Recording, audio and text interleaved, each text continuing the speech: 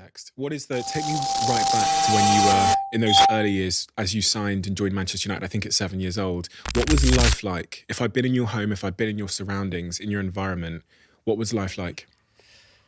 Life was good. Obviously, mum and dad split up at an early age, especially when I was born, which can make things a lot difficult. But I still had the desire, the hunger to go in training. My granddad took me in training, week in, week out. I had trials at Everton, City, Liverpool. So my granddad was driving up and down the motorway constantly, to support me and take me to training and games. And then obviously made a decision to sign for United at 9 years old.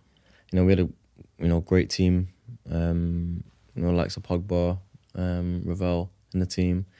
So we had a great team, and I think outside of that, obviously my mum was very supportive, my dad was very supportive. He was, football mad. So I think that support system, especially at an early age, is important. Did everybody in your circle around you have high hopes for your career when you were that age, about 10, 12, 13? Did they think you were going to be a professional football player? I think my granddad did. Your granddad did? Yeah. He was on the AstroTurf pretty much every day, practicing skills, learning new things.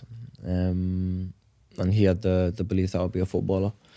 And, if it wasn't for him, then, I wouldn't be in the situation that I'm in, because he took time out of his day to take me on AstroTurf, practice. My brother would come down, my dad would come down.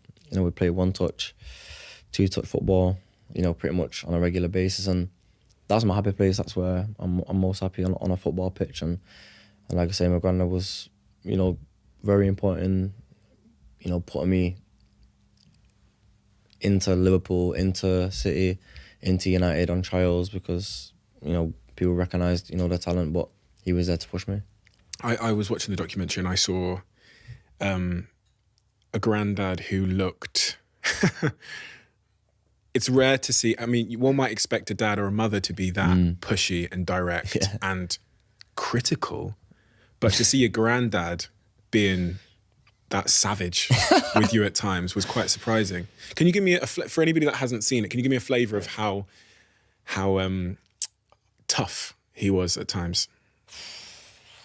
Well, he got banned a couple of times. Like, when I say we're 12 years old, we're playing Stoke away, and he's come on the pitch after the game and said, "You're not fit to wear the shirt." Your granddad's a yeah. bitchy. He said, "You're not fit to wear the shirt. None of you are fit to wear the shirt." Blah blah. I'm thinking, like, the coach is looking at me. I'm like, I can't do nothing. He had me on weights at 10 years old, like lifting weights. Went into Man United and said to one of the coaches, Tony Whelan at the time, he said, like, I want to get my grandson into, because obviously he was a power lifter for Great Britain. Right. So, he wanted me on the weights at an early age to try and build a bit of muscle, because, I was always small. He kind of drove that from, being a power lifter, for Great Britain, kind of passed it down to me. Mum was a gymnast, so it was kind of tough on her as well. Mm-hmm. Mum took it the wrong way, because obviously she wanted to be a gymnast, but my granddad was so hard on her that, eventually she quit on that. But even with me, some games I'd, not play the best, and, you get in the car on the way home, and, I'd say, like, look, my toe was sore today, like, just trying to make excuses, because he was so, like, hard on me, but he was trying to push, like, it come from a good place, you know what I'm saying? So the reason why your mother quit gymnastics was because he was so hard on her? Yeah, he was just so tough on her. And obviously she didn't have really the motivation to carry on. Probably she weren't strong enough to carry on that.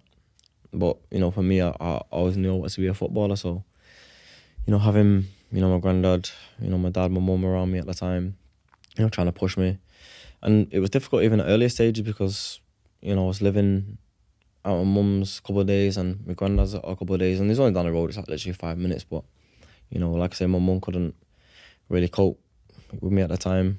So I was back and forth from my nan and granddad's a lot.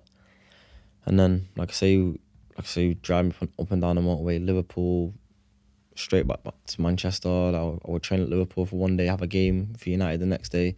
So, he put the yardage in, to get me where I wanted to be today. You said your You said though that your mother couldn't really cope with you at the time. What do you mean by that? It's depression. She'd be in bed all day. Well, most days. You know, I'd go in, ask for money for the ice cream, like still be in bed. So me, I was happy-go-lucky. Like I'm bubbly. Like I wanted to go and play out, play football with my friends.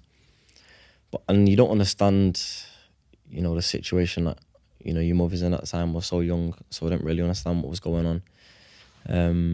Until obviously it got brought to light, you know, maybe probably say about 16, 17, you can kind of understand. She didn't have really people around her that, you know, she could go to. Like she can go to my PA now and, you know, go to the doctors and, you know, she will sort all that out. But at that time,